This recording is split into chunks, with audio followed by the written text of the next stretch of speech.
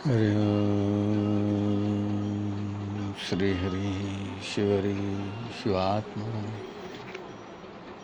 श्री सदगुरु का धाम एक है नाम। श्री राम भक्त राम, श्री राम भक्त राम, श्री राम भक्त राम।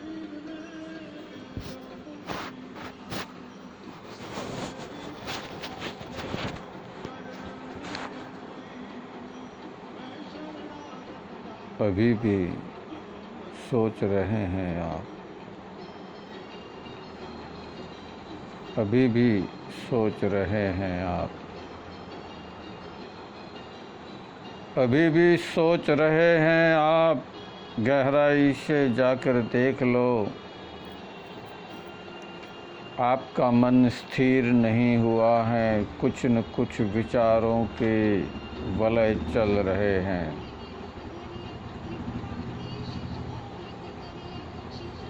आप मुझे सुन रहे हैं, परंतु सुनते सुनते उसके बीच में तुम्हारे विचार मत प्रकट कर लेते हो। हर बात के बीच में आप अपना मत प्रकट कर लेते हो। किसी भी प्रकार की कोई बात होगी, कोई व्यवहार होगा, कोई देन लेन होगा, कोई आदान प्रदान होगा, कुछ भी इस संसार में जो भी होगा वो तुम्हारे वास्ते नियत किया हुआ है। गहराई से जानो, अभी भी तुम विचारों के गर्त में डूबे हुए हो। तुम स्वयं को जब जानना चाहो तब तुम स्वयं एक बन जाओ।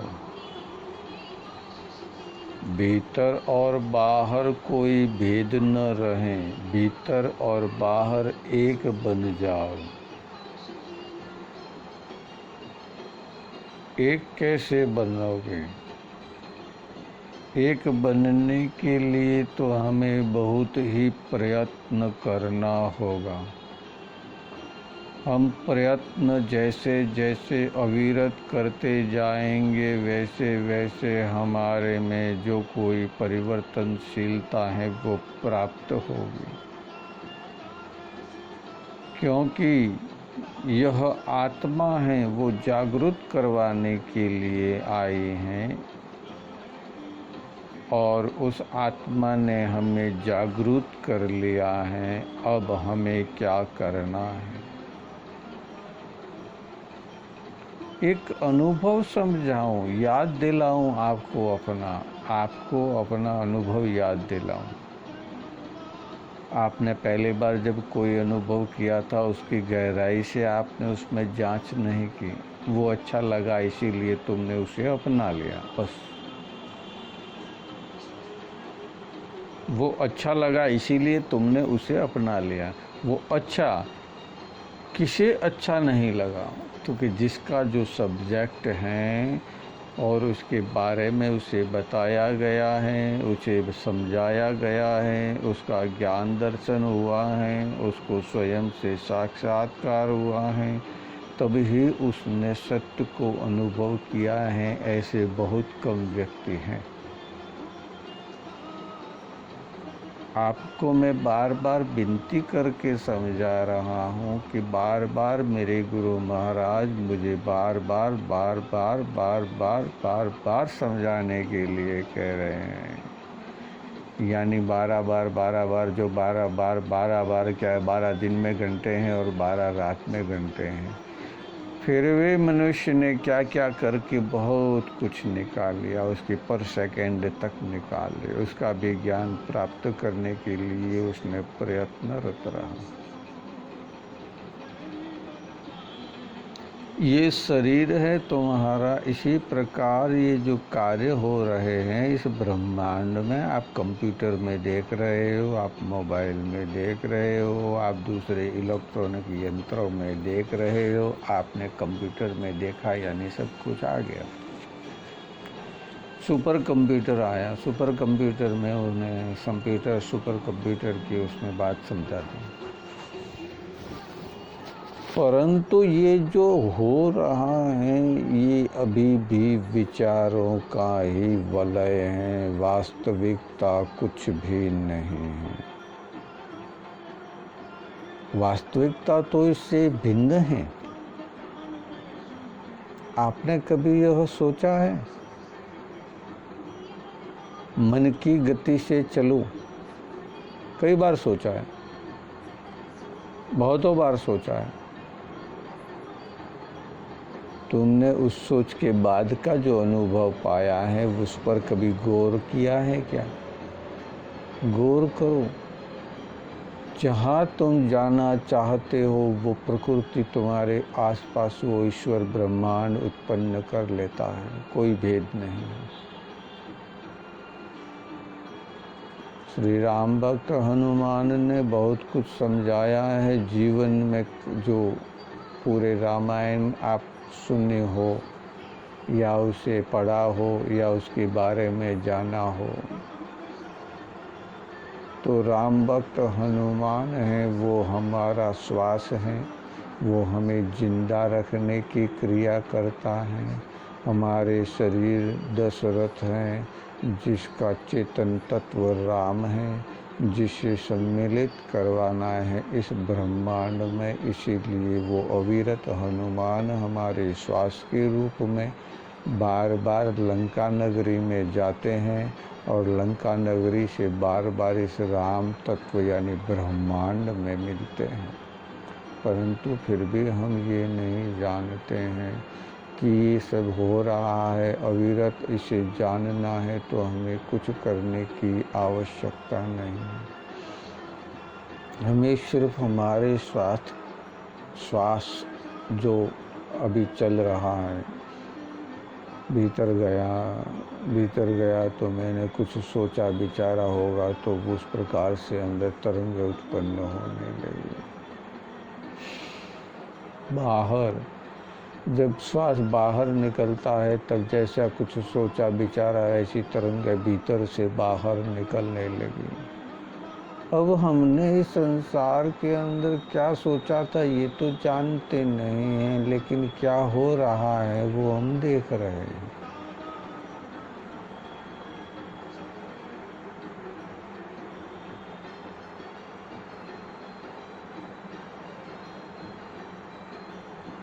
हमने जो सोचा था वैसा हुआ है क्या?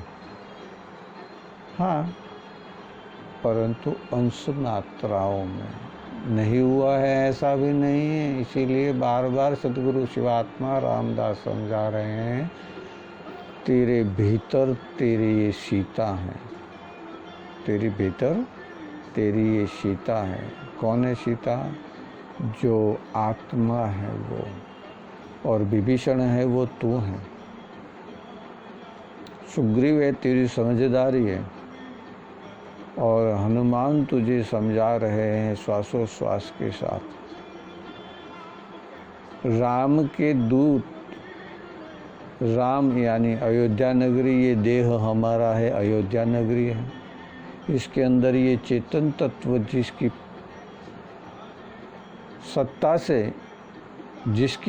से, मेरी सत्ता नहीं है, उसकी सत्ता से बोलने वाला ये देह है। बार बार समझा रहा है, श्वासोश्वास समझा रहा है। तुम इसमें भी भेद करोगे क्या? है? तुम इसमें भी भेद करोगे क्या? तुमने प्रदूषण इतना व्याप्त कर दिया है कि तुम कुछ समझने को तैयार नहीं हो। है? तुम्हें मालूम है, तुम जानते हो, तुम समझते ही नहीं हो।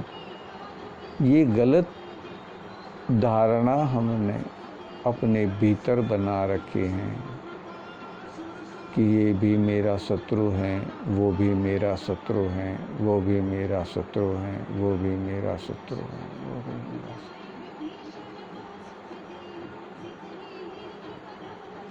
शत्रु तू स्वयं का है, कोई और तो तेरा शत्रु है ही नहीं तेरे बिना। तू ही तेरे स्वयं का शत्रु है। तुझ में इंसानियत जगाने के लिए इतने सूफी, फकीर, संत, परमात्मा, अंश, अवधूत ऐसे जीवात्मा संसार में होकर जीकर समझा गए हैं। जिसकी शरण में दुनिया जाती है बार बार, और तो क्या समझाऊं मैं उनके पास आशीर्वाद लेने के लिए। वो देह तो उन्होंने त्याग कर दिया, परंतु फिर भी उस स्थान का जो ऊर्जा शक्ति है उसे प्राप्त करने के लिए मनुष्य वहाँ की यात्रा करता है। परंतु क्या लेके आता है? वही क्या लेके आता है? वही जो उसके गहन अंधकार में मस्तिष्क की गर्त में पड़ा हुआ है। वो विचार बम, विचार विस्फोट, वो विचार शक्ति, वो विचार ऊर्जा, वो क्रिया करने की शक्ति को प्रेरित करने वाली ऊर्जा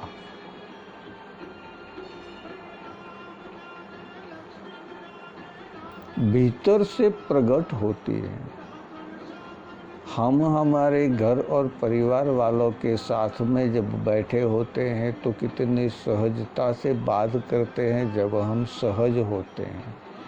किसी द्वंद्व में फंसकर तो हम अपने साथ भी तो वैराग्य उत्पन्न नहीं कर सकते हैं।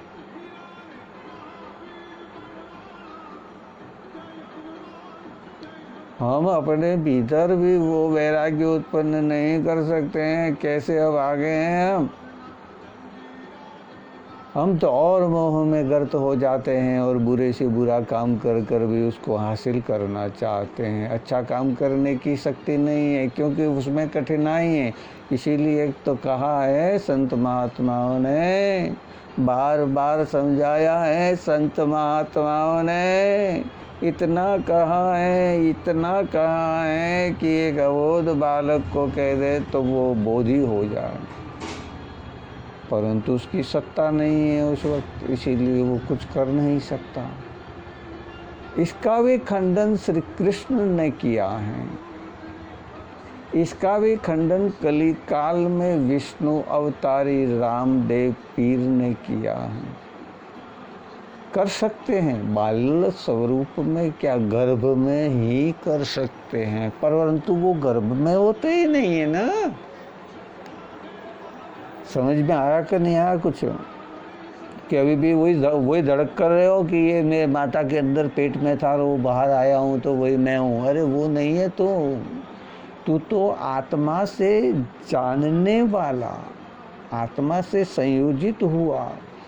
तू भाषा को समझ सकता है, तू संवेदनाओं को समझ सकता है, तू ज्ञान और विज्ञान को समझ सकता है। तू आत्मा के बात की संवेदनाओं को समझकर ही इस संसार के अंदर क्रियाएं करता रहता है और कुछ भी नहीं है तेरे पास करने के लिए। परंतु ये से ही विचार अभी तुम्हारे सामने जो तुम्हारा वर्तमान है वो प्रकट रूप में है, जो तुमने कभी किए थे।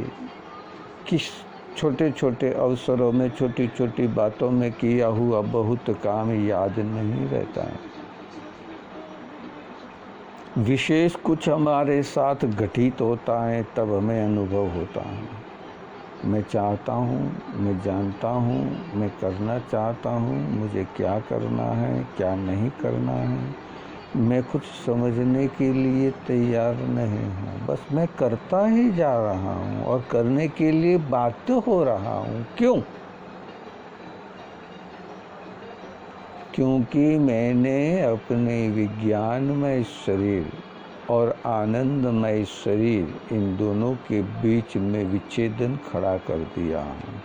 माया का, मोह काम, क्रोध, मद, लोभ, मोह, आलस, ऐश्वर्य और अहंकार, ये तो सतावे नव अवगुण 10 बार, बैठा जो शिवात्मा रामदास अवतार।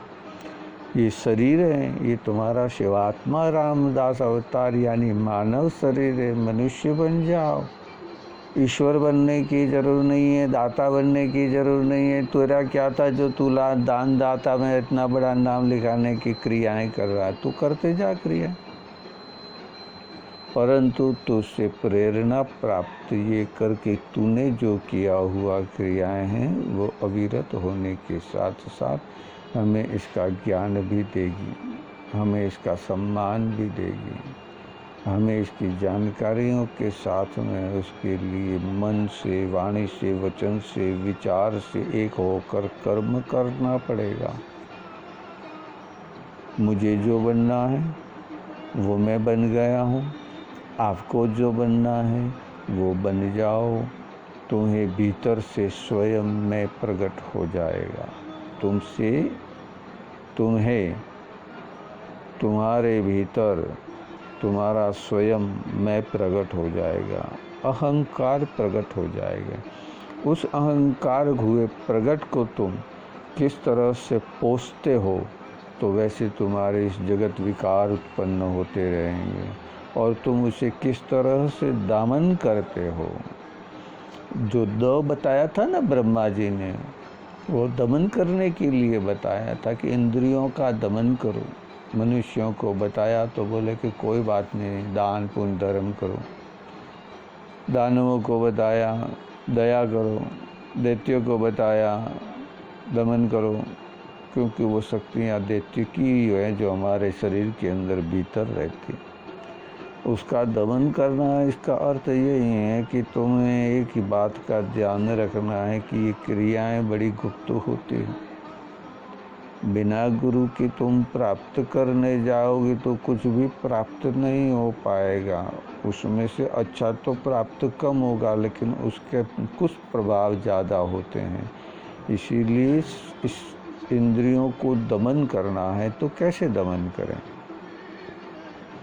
जैसे मेरे मन के अंदर काम भाव उत्पन्न हुआ, मेरा काम भाव किस प्रकार का है पहले तो वो मुझे उत्पन्न करना हुआ, जानकारी लेनी होगी। मुझे मेरे भीतर काम भाव उत्पन्न हुआ, मुझे प्यास लगी है, मैं पानी की तलाश में लग गया। मुझे भूख लगी है, मैं भोजन की तलाश में लग गया। मुझे गर्मी अधिक लग रही है, यदि मैं धूप में हूँ तो मैं छाँव की तलाश में निकल गया। और अगर मैं घर में बैठा हूँ, भीतर बैठा हूँ, जहाँ मुझे कुछ प्राकृतिक हवा नहीं मिल रही है, तो उसके लिए मैं प्राकृतिक की जगह कृत्रिम पंखे इत्यादि करके भी मैं हवाओं को उत्पन्न करके अपने शरीर को शीतल करने की क्रियाओं में लग गया। मेरे भीतर जो कुछ भी विचार उत्पन्न हुआ, उस क्षण का वो उस क्षण के विचार को लेकर मैं इस ब्रह्मांड में चलता रहा। मुझे मेरे जैसा मिला, मगर मैंने उसका विश्वास नहीं किया, क्योंकि मैंने तो यही सोचा कि मुझसा कोई और दूसरा है ही नहीं।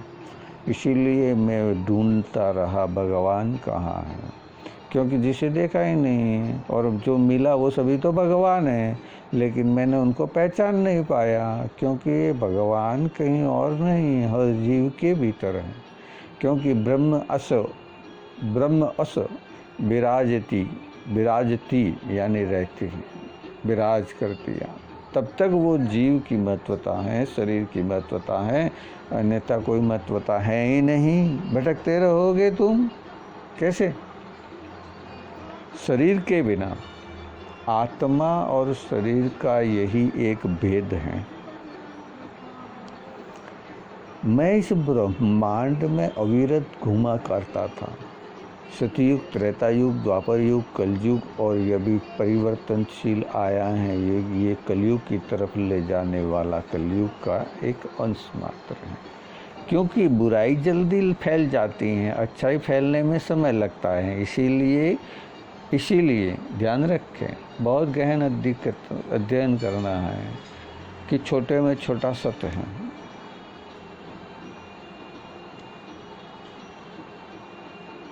छोटे में छोटा, क्योंकि इसे फैलने के लिए कितने हजारों युग लग जाते हैं। जैसे कलयुग में 4,32,000, 8,64,000 तेतरा युग में, 12,96,000, द्वापर युग के, और 4 चौक 16, और 32 और 32 64, और 64 128, यानी 16 ने 1 17, 17,28,000 वर्ष ये सतयुग का है। इसे फैलने में बहुत समय लगा, क्योंकि ये सभी में व्याप्त था, इसीलिए फैलेगा ही कहाँ। सभी सतोगुणी होंगे तो उसमें फैलने की जगह ही कहाँ। जब हरियाली ही हरियाली है, वहाँ धूप कम गिरती हैं, और गिरती हैं तो उसे प्रगति पोषण देने के लिए गिरती हैं। उस घास को, उस वनस्पति को, उस वृक्ष को, उस बीज को, उस पौधे को, उसमें कोई तकलीफ नहीं, परंतु अधिक मात्रा में उसके ऊपर किए गए प्रहार से वो विकसित भी हो सकती हैं। जैसे हम प्रकृति में कर रहे हैं, कुछ समझ में आ रहा है तो आप ध्यान रखें, अंदर भीतर से ज्योत जगाएं, बाहर जाने की ज़रूरत नहीं है। हम भीतर से ज्योत तभी जगा सकते हैं जब कभी हम जागते हुए घंटे 2 घंटे आँख बंद करके उस परमपिता परमात्मा जिसने ये ब्रह्मांड की रचना की है, वो स्वयं अपने से साक्षात्कार करके भीतर से बाहर और बाहर से भीतर एक हो जाता। जरा भी कोई भेद लवलेश नहीं रहता है, तब जाके उसे ईश्वरीय सत्ता प्राप्त होती है। ऐसे तो 84 लाख जीवा जूनी जो बताई हुई है, वो 84 का खाता तो चलता ही रहता है, वो 84 के देव सब चलते ही रहते हैं, उसमें हम भेद करते ही नहीं हैं। इसीलिए भेद नहीं करते हैं कि वो 84 के देव तुम्हें परेशान करने के लिए इस ब्रह्मांड के अंदर वो क्रियाएं उत्पन्न करेंगे, वो लहरें उत्पन्न करेंगे, वो तरंगे उत्पन्न करेंगे, वो वाइब्रेशन उत्पन्न करेंगे, वो वेव्स उत्पन्न करेंगे, जिससे तुम उस भय का अनुभव कर सको। भय तो संसार में है ही नहीं। ओहो, आज तो मेरा जन्मदिन है, आज तो मैं पैदा हुआ था, आज इतने साल का हो गया, मैंने ये पराक्रम किया न, मैं वो पराक्रम किया न, मैंने ऐसा कर दिया था न, मैंने वैसा कर दिया था न, मैं ये करता था न, मैं वो करता था न, मैं ऐसा कर सकता हूँ, इतनी शक्ति मैंने अर्जित कर ली है। परंतु जब ये चेतना इसमें से विसर्जित हो जाएगी, तब कर सकेगा क्या ये देह। अब इस जो देह मिली है अमूल्य, मानव देह शरीर मिला है, अमूल्य मिला है, अमोलक है, इसकी तुम कुछ गिनती लगाने बैठोगे तो अभी तुम्हें हॉस्पिटल का बिल दे देते हैं, देख लो तुम, उसमें हिसाब किताब लगाते रहना कि कितने तुम्हारे में ताकत है और कितना तुम उसका पे कर सकते हो, जो तुम्हें बिना किसी परिश्रम के प्राप्त हुआ है। वो सबसे पहला है निरोगी काया। सात्विक भोजन करने से सबसे पहला फायदा यही है कि हमारे शरीर निरोगी रहते हैं, रोग रहित रहते हैं।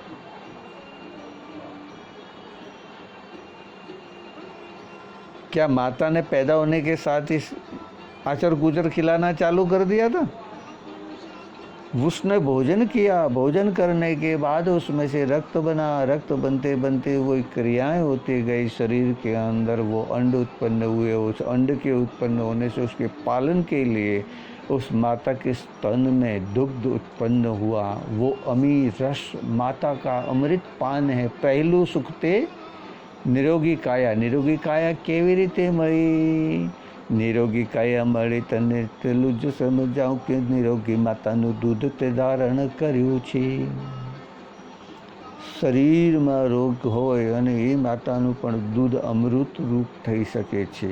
એવું નથી કે એનું ઝેર બની શકે, કે એનાથી એ શરીરને એ શક્તિ આપવાનું કામ કરે છે. જેવી રીતે કે અત્યારે હાલમાં વેક્સિન કામ કરી રહી છે. અત્યારે વર્તમાનમાં તમે જોઈ રહ્યા છો ને કે વેક્સિન કેવો પ્રવાહ લઈ રહી છે, જે કામ શરીરને અંદર તમને ઇન્જેક્શન દ્વારા વાયરસ ઉત્પન્ન કરાવી અને એ વાયરસ સામે લડવા માટે તમારા શરીરને એક નમૂનો જ આપે છે, જેનાથી શરીર એવા વાયરસ જે શરીરના વિપરીતના છે, જે શરીરની વિપરીત અવસ્થામાં ક્યાંથી આવ્યો કે એટલે કે એન્ટીબોડી જ્યારે શરીરમાં પ્રવેશ કરે છે ત્યારે શરીરની અંદર વાઇબ્રેશન ઉત્પન્ન થાય છે, એટલે તાવ આવે છે, વમન થાય છે, ઝાડા લાગે છે, શરીરમાંથી પ્રસેવો થાય છે, આંખમાંથી આંસુ નીકળે છે, જીભમાંથી લાળ વધારે બહાર પડે છે. આ બધી જે ક્રિયાઓ થઈ રહી છે એ શરીરની થઈ રહી છે. શરીરને તમે માવજતપૂર્વક તમે શાને સુશિષ્ટ બલિષ્ઠ બનાવી શકો છો. બલિષ્ઠ બનાવીને સાથે સાથે એની અંદર તમે સાત્વિક ભોજન કરશો તો તમારા અંદરથી આ તામસિક વિચારો, રાક્ષસીય વૃત્તિઓ નીકળતી જશે. એટલા માટે કહ્યું છે શિવાત્મા રામદાસે કે જે બીજ કયું આપણે ડીએનએથી ઓળખાઈએ ને કે ભાઈ ફલાણું ફલાણાથી મળ્યો, ફલાણાનો વંશજ છે કે ફલાણાનો આ છે, તો એ ડીએનએ આપણું બીજ છે. એ બીજા ડીએનએની સાથે મળી અને નવી પ્રકૃતિને સર્જન કરે છે. એટલે સ્ત્રી અને પુરુષનું ડીએનએ બંનેનું જુદું હોય છે અને એ બંનેના ડીએનએ તે ત્રીજું ડીએનએ જે ઉત્પન્ન થાય છે એ એનું જીવન પોતે જ પોતાનાથી વ્યતીત કરે છે, વર્તનથી, વિચારોથી, વાણીથી, વર્તનથી, ક્રિયાઓથી. હવે આગળ પણ તમને મેં કહ્યું હતું, હું કરતો હતો ત્યારે મને અનુભવ થયો હતો, ત્યારે મેં તમોને જાગૃત કર્યા. તમો એટલે કોણ? હું પોતે. મેં પોતે એનું અનુકરણ કરવાનું શરૂ કર્યું ત્યારે મને અનુભવ વધતો ગયો. હવે આ જ વસ્તુ સમજમાં લાવવા માટે તમારે કશું જ નથી કરવાનું. તમે જેને પણ માનતા હો, કોઈ પણ દેવને માનતા હો કે કોઈ પણ શક્તિને માનતા હો કે કોઈ પણ રાક્ષસીય શક્તિઓને પણ માનનારા હો તો કાંઈ વાંધો નથી, પણ આટલું જ ધ્યાન રાખજો કે જ્યારે તમે આંખ બંધ કરી અને તમે જે દેવનું ધ્યાન કરશો એ તામસિક દેવ હશે તમારા તો તમને તામસ ઉત્પન્ન થશે, સાત્વિક હશે તો સાત્વિકતા ઉત્પન્ન થશે અને મિશ્રિત હશે તો એમાં મિશ્રિત ભાવો રહેશે. એ તમારા દેહ શરીરની અંદર વ્યાપ્ત થનારી ઉર્જા શક્તિ છે, એને તમે મેળવી શકો છો. આ ભૂત ભવિષ્ય અને વર્તમાન કશું જ નથી. આ ભૂત ભવિષ્ય અને વર્તમાન આ જગતની અંદર સ્વાસ્થ્યતાની નિશાની છે. ભૂત ભવિષ્ય અને વર્તમાન આ મન દેહની નિશાની છે. કાંઈ સમજવા હોય તો કાંઈ પણ સમજો, પણ સમજ્યા વગર તમે જીવન જીવશો તો કોઈ અર્થવાળી વાત જ નથી, વહેણી વાત છે. એટલે આપણને મનુષ્ય જન્મ દેહ અવતાર મળ્યો છે. તમે કોઈ પણ ધર્મને માનનારા, ધર્મના બધા પંથાઓ છે, બધા વાળાઓ છે, એટલા માટે સમજાવું કે બધા પંથો, બધા વાળાઓ જ પોતે પોતાનો નાશ કરી રહ્યા છે. સમજો, આ ગહેરાઈથી સમજવાની વાત છે. માણસ જ એક એવો છે કે જેને સત્તા જોઈએ છે. પ્રકૃતિથી હોવાની વાત છે ને. એ એટલો અશક્ત હતો કે એના પહેલાં એટલા વિશાળ જીવો બ્રહ્માંડની અંદર વસતા હતા. ત્યારે એ માણસની ઉત્પત્તિ હજી સૂક્ષ્મમાં એટલે કે ગુફાઓની અંદર અંદર ભીતર થઈ હતી. પછી ધીરે ધીરે બહાર આવવા લાગ્યા. જ્યારે એ બહાર આવ્યા ને જ્યારે બ્રહ્માંડની આ હવા લીધી ત્યારે એમને અહેસાસ થયો કે આ વિશ્વ તો આટલું વિશાળ છે. એટલે એને સર કરવા માટે એને સૌથી પહેલાં પ્રકૃતિએ પણ એનો સાથ આપ્યો. એટલા માટે માણસ પોતે બલિષ્ઠ થતો ગયો. હવે એ જ પ્રકૃતિ ઉપર આ માણસ આધિપત્ય પ્રાપ્ત કરવાની કોશિશ કરી રહ્યો છે.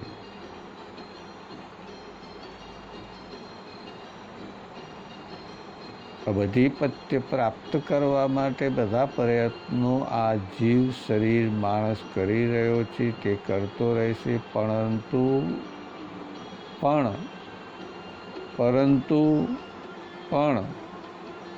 પોતાને नहीं समझी सके, स्वयं को नहीं समझ सकेगा.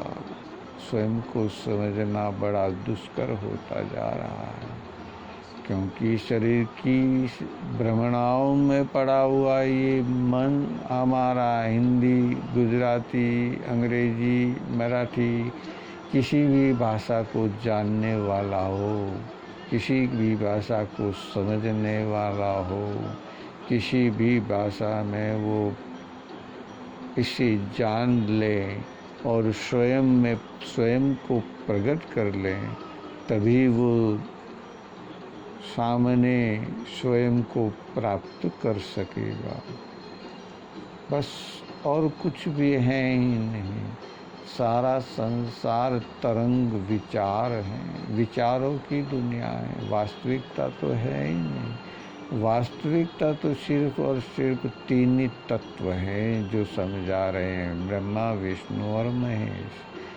वही ब्रह्मा, विष्णु और महेश जो हम अंडज, पिंडज, उष्मज और स्वेदज में विद्यमान देख रहे हैं, जिसे अग्नि, शून्य से उत्पन्न हुए शिव और प्रकृति यानी वाइब्रेशन वो ब्रह्मा. उत्पन्न कहाँ से हुए? शून्य यानी कुछ नहीं था, शांत चित्त मन समाधिस्थ शिव. जब प्रकृति नाम यानी कि पृथ्वी का गोला पूरा का पूरा आग था, सूर्य के जैसा, ये ठंडा होने में कितने अरबों खरबों युग निकल गए. उसके बाद जब ये ठंडा हुआ तो ठंडा होने के साथ में यहाँ पर पानी खींचता चला आया बाष्प के साथ में, और वो खींचते चले आने के साथ में यहाँ पर वो बारिश की तरह गिरता गया और धीरे धीरे ये भीतर की ओर जाता गया. अब उसने भीतर अग्नि का लावा है और बाहर पानी है. इसके बीच का जो समन्वय बनाए रखता है वो विष्णु है. हम भोजन करते हैं, हम पानी पीते हैं, भोजन उसको पचाकर रक्त बनाना, मज्जा बनाना, मांस बनाना, लोई बनाना, हार्मोन्स उत्पन्न करना, ये सब जो हैं हमारे देह में से ही हो सकते हैं. इसीलिए बार बार समझा रहा, बार बार बता रहा, बार बार अनुभव करवा रहा. आओ देखो वो हो रहा है जो संसार में विद्यमान. शिवात्मा रामदास प्रकट होने आ रहे हैं और कुछ समय में वहाँ स्वयं भीतर ज़मीन के अंदर से वो बाहर आएंगे, क्योंकि वो अभी पाताल लोक गए हुए हैं. पाताल लोक राम और लक्ष्मण को लाने के लिए, वो पाताल लोक से आकर फिर वापस जाएंगे सीता माता को ये समाचार सुनाने के लिए कि सभी कुछ कुशल मंगल हैं। तो ये जो चेतन तत्व आत्मा हमारी जो है, हमने अनुभव किया आनंद का,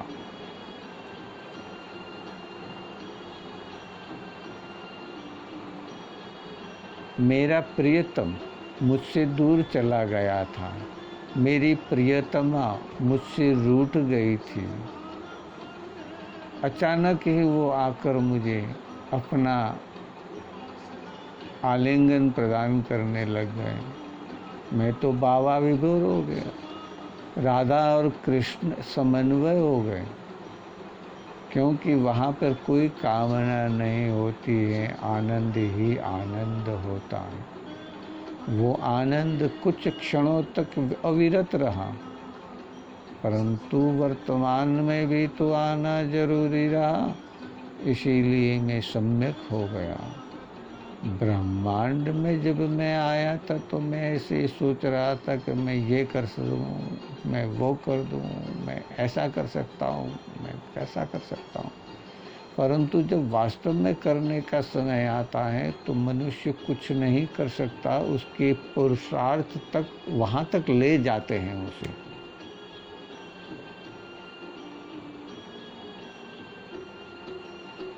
समझ में आ रहा है कुछ?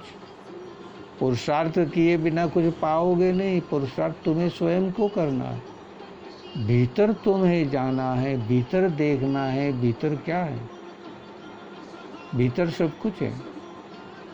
ब्रह्मांड में तो तूने ही उत्पन्न किया है इस भीतर से।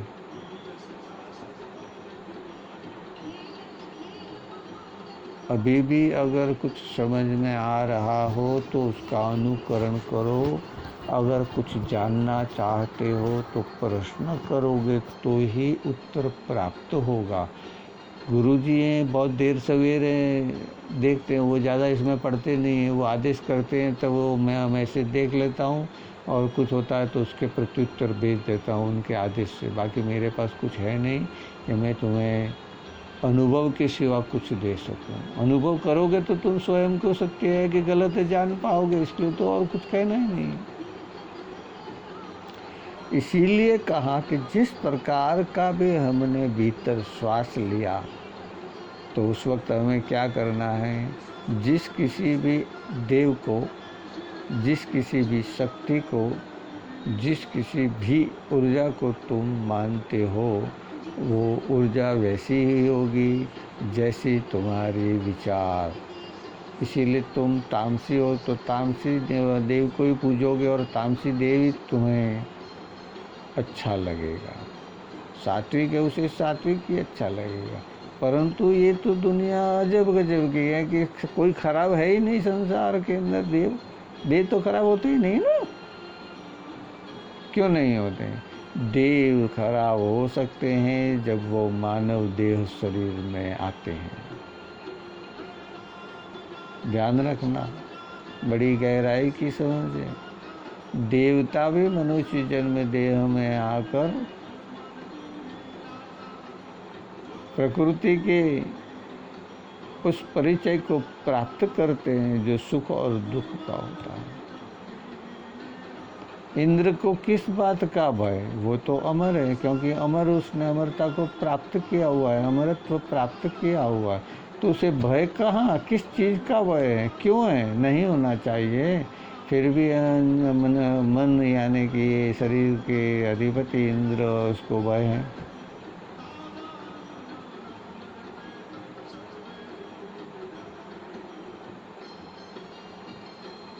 एक गिलास पानी का भरा हुआ है और एक जगह रखा हुआ है। मैं देख रहा हूँ कई युगों से रखा हुआ है, वो हिल भी नहीं रहा है। परंतु कलयुग में कलिकाल आने पर उसमें वाइब्रेशन अनुभव कर रहा था। तब मुझे ये बताना पड़ा कि ये इस तरह से क्यों कर रहे हो, शांत हो जाओ। कली ने अपना रूप विकराल कर लिया था, पर कली को शांत करके समझाया कि तुझे मुक्ति चाहिए, मुक्ति दिलाता हूँ, बाकी तो बंधन तू तो कहता ना कि मुझे मुक्ति चाहिए इसलिए तुझे मुक्ति दिलाता हूँ, तो तू ये सब बंद कर दे, तुझे मुक्ति मिल जाएगी।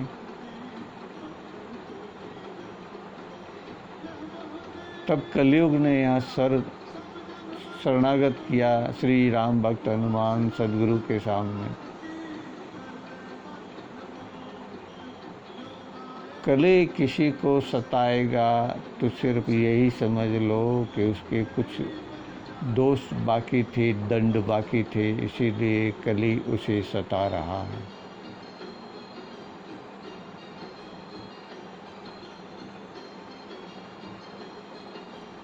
तुमने कोई गुनाह नहीं किया है, तुमने कोई दोष नहीं किया है, तुमने किसी का कुछ बिगाड़ा नहीं है, फिर भी तुम पर तोहमत लगाई गई कि तुमने मेरा ये छीन लिया है, तुमने मेरा ये बिगाड़ दिया है, तुमने मेरा ये ऐसा कर दिया है, तुमने मेरा वो वैसा कर दिया है, तुमने ऐसा तैसा कर दिया है। ये तुम बोलने वाले रहोगे कैसे?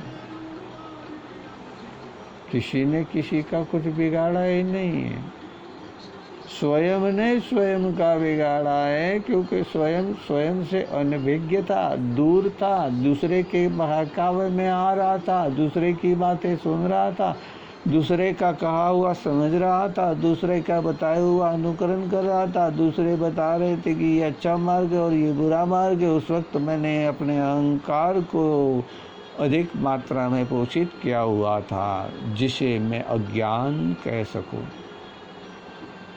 अज्ञान है वही अहंकार है।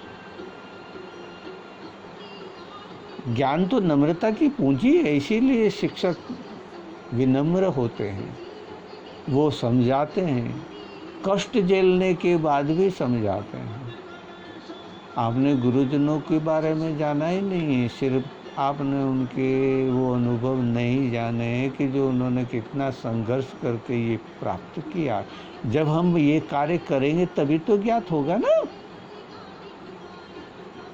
गुरुजनों ने जो कार्य किया है दूसरों को ज्ञान देने का, दूसरों की मदद करने का, दूसरे का सहयोग करने का, अगर वो हम करेंगे तो हमारे अंदर वो तत्व प्राप्त होगा। परंतु हम उस ज्ञान को हमारे स्वार्थ के हित के लिए लेकर हमने कामनाओं में वशीभूत कर लिया कि मैं इससे कैसे धन अधिक ऐंठ लूँ, कि इससे मैं अधिक कैसे मजदूरी करवा लूँ, कि मैं इससे कैसे अधिक मात्रा में मुफ्त का प्राप्त कर लूँ, कि मैं किसी के द्वारा कुछ भी जो हो उसके अधिपत्य में जो मेरे शान के खिलाफ हो वो मैं कैसे अपने अधीन कर लूँ। बस और कुछ नहीं है, अहंकार ही है सारा संसार, और अहंकार है इसीलिए अहंकार की मृत्यु निश्चित है। कुछ समझ में आ रहा है तो बहुत बहुत धन्यवाद है, नहीं समझ में आ रहा है तो तुम यही पशुवत जिंदगी जीते जाओ, मुझे और तुम्हें कोई भेद करने की ज़रूरत नहीं। अगर मनुष्य बन जाओगे तो ईश्वरीय तत्व प्राप्त करने की सक्षमता तक प्राप्ति आ जाएगी। प्राप्त नहीं कर पाओगे, सक्षमता प्राप्त कर पाओगे, क्योंकि अनुभव करोगे तो पाओगे ना। तुम्हें तो अनुभव करना है नहीं। कभी अकेले 1 घंटा आंखें बंद करके चुपचाप बैठ सकते हो? बैठ के दिखा दो। कितने भयंकर विचार तुम्हारे में उद्भवित होंगे, कभी किया हो तो खबर हो ना। हाँ, व्यग्र होकर आंखें बंद करके तुमने अवश्य ही वो व्यग्रता को व्याप्त किया है अपने भीतर।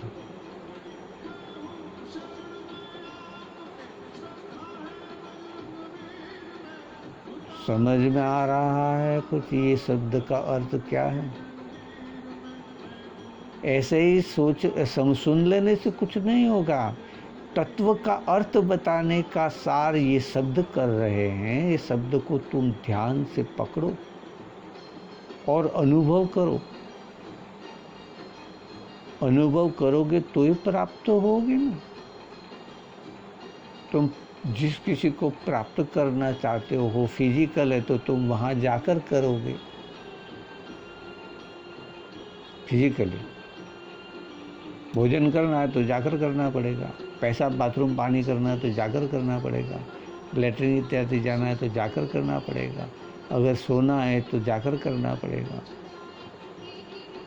फिर भी तुम किसी भी अवस्था में हो जाओगे, तुम्हें निंद्रा आ गिरेगी और वैसी अवस्था अपने आप ले लेगी जो तुम्हारी चेतन अवस्था है उसे खंडित कर रही।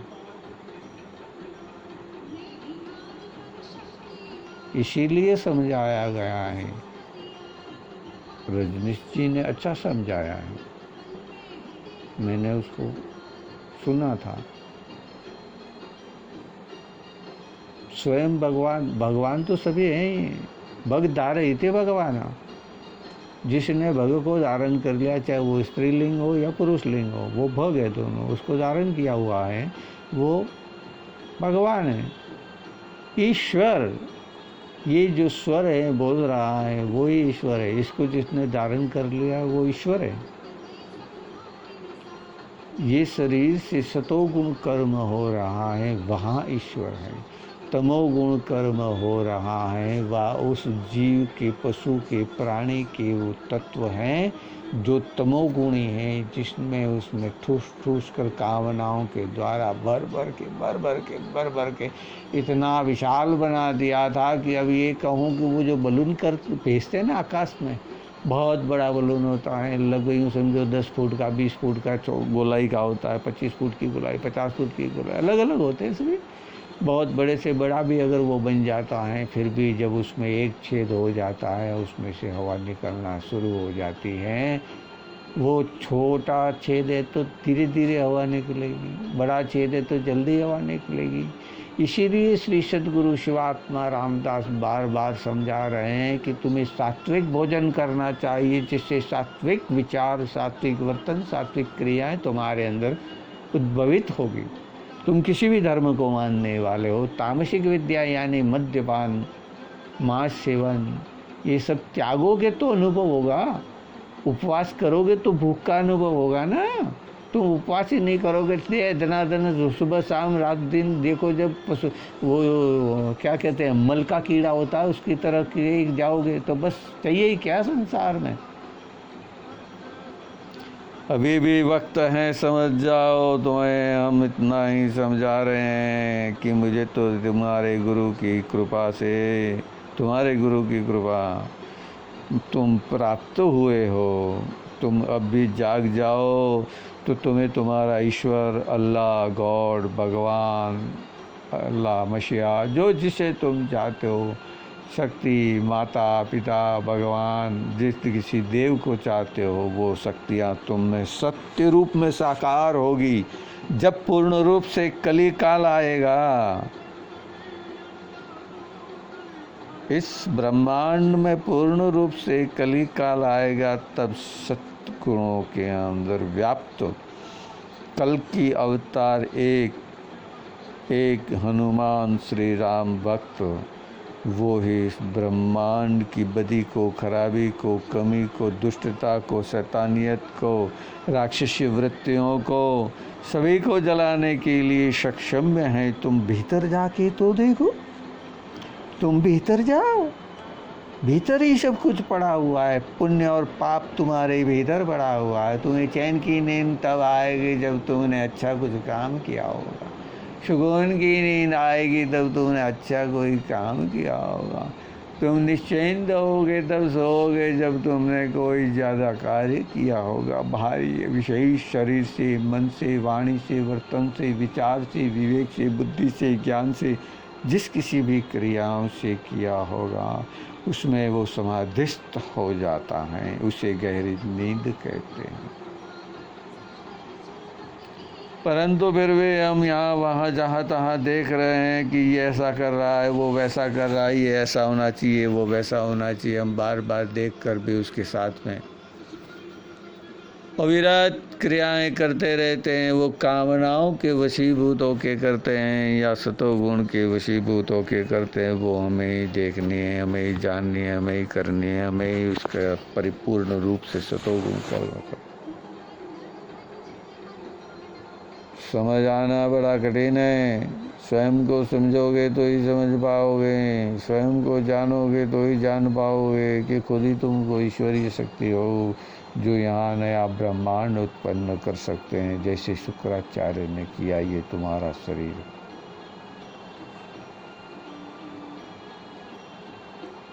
तुम्हारे में एक ही शुक्र अणु था, क्योंकि अंड में तुम हो। अंड यानी ये शरीर, चमड़ी है, मांस है, उसके अंदर ठहरता हुआ रुधिर है, ये प्रकृति है। फिर अस्थियां आती हैं, ये पिता की दी हुई देन है। इसके अंदर मज्जा है, वो पिता के डीएनए उसका मूल तत्व है। कितने डीएनए इकट्ठे होकर ये एक डीएनए उत्पन्न हुआ है। हर डीएनए ऐसा हो सकता है, एक डीएनए बन जाएगा। कैसे बन जाएगा?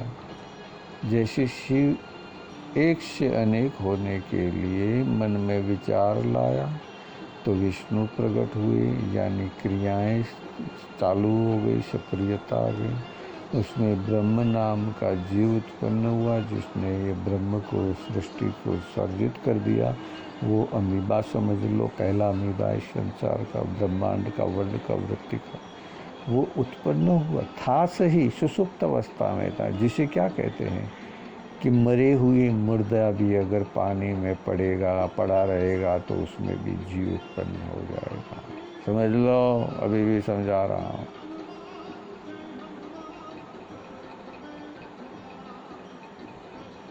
वो बैक्टीरिया ही है जो उस शरीर से कहीं मांस का टुकड़ा पड़ा हुआ था पानी में, उसमें खारा पानी था, वहाँ उत्पन्न नहीं होने दी प्रकृति, मीठे पानी में उत्पन्न हुई। फिर वो प्रकृति उत्पन्न होने के साथ में उस खारे पानी में भी आधिपत्य को प्राप्त कर लिया। हमने पहला शरीर जब इस माता के उदर से बाहर आने पर लिया था, वो पहला शरीर का जो श्वास था,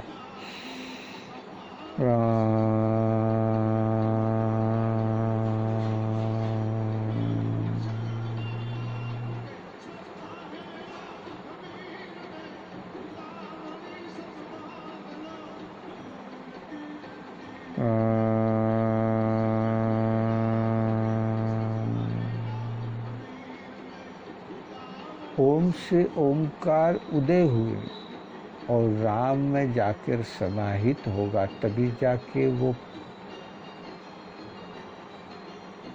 एक साधन चालू होगा। एक साधन के अंदर ऊर्जा शक्ति आएगी, ओम से शुरू हुआ और राम में जाके समा जाएगा, तो उसके बाद भी तो क्रियाएं होनी है ना।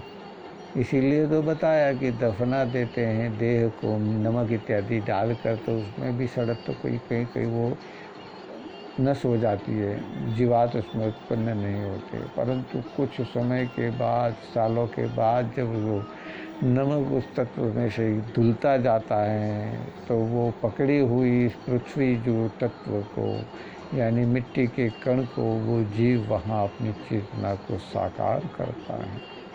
बस इसी तरह ये अविरत सृष्टि नाश होती है और फिर वापस सर्जन होती है। इसीलिए तो आपने कभी देखा होगा कि बर्फ़ की सीलियाँ, बड़े बड़े बर्फ़ युगों से वहाँ पे जमे हुए हैं। जब वो विसर्जित हुए तो कुछ उसमें पशुओं के अवशेष भी प्राप्त हुए, कुछ मनुष्यों के अवशेष भी प्राप्त हुए, कुछ जानवरों के अवशेष प्राप्त से हमने ये लगाया कि इतने वर्षों के पहले ये इसी संस्कृति का या इस धन का नाश हुआ था। परंतु मैं तो अभी भी बना हुआ हूँ, क्योंकि मैंने तो प्रगति करना सीख लिया है। मैंने इस प्रकृति के ऊपर अपना आधिपत्य प्राप्त कर लिया है, इसीलिए मैं दशरथ हूँ।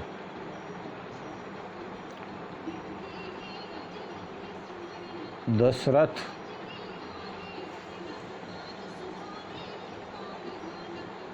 अब ये दशरथ ने ये सब पा तो लिया है, अब उसका व्यवहार चलाने के लिए उसे रावण बनना पड़ेगा,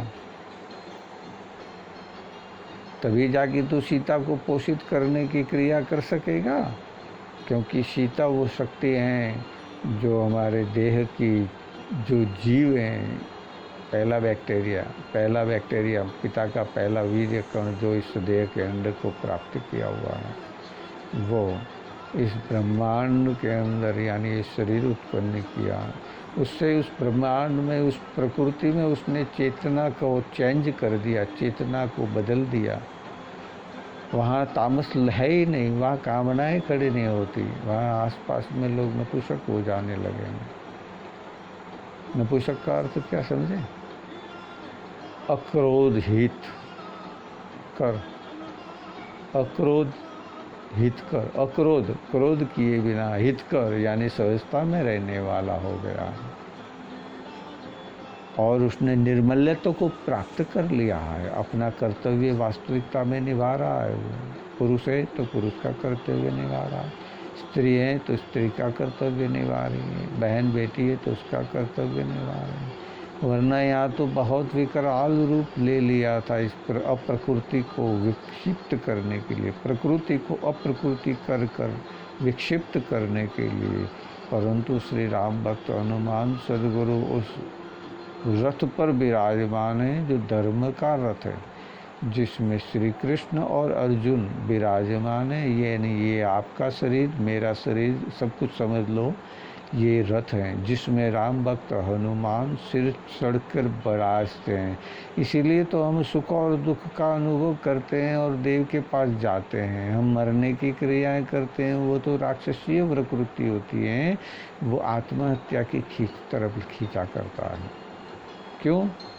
क्योंकि लख 84 को समझते हो ना, 84 लाख जीवा दुनिया, इंडज पिंडज उसमें और स्वादज, इस चारों में ही उत्पन्न होती हैं लख 84 जोनियाँ। और उसका खाता बड़ा खतरनाक है, यानी उसमें से शून्य से फिर वापस आना है मनुष्य जन्म देह अवतार में। अब तुम क्या इतने पशु योनियों में ये भोगते भोगते वापस मनुष्य जन्म देह अवतार में आओगे और तुम्हें वापस ये समझ में आएगा, तब तुम जागोगे क्या?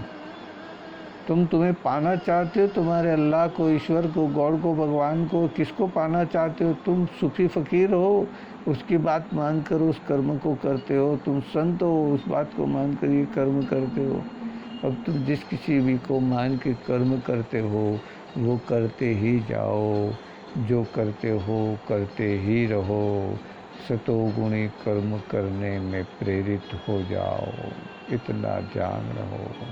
अभी तक तुम जो भटक रहे थे कामनाओं के पीछे, माया के पीछे, स्मृतिकाओं के पीछे, बस वही समझ में आया, मेरे राम भक्त हनुमान तो आ गया, बजरंग बलवान तो आ गया।